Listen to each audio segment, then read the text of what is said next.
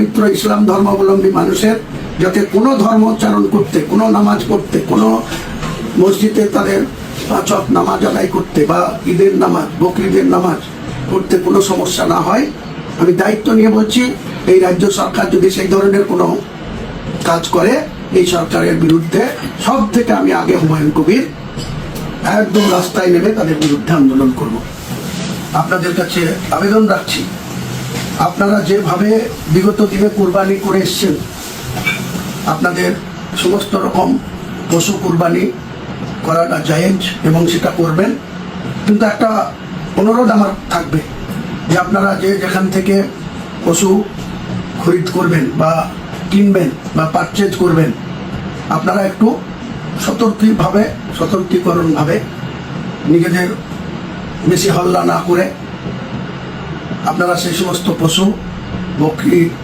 দুম্বা, গরু, যারা উট, যে যেখান থেকে যেভাবে কুরবানি করেন নিশ্চয়ই করবেন। কিন্তু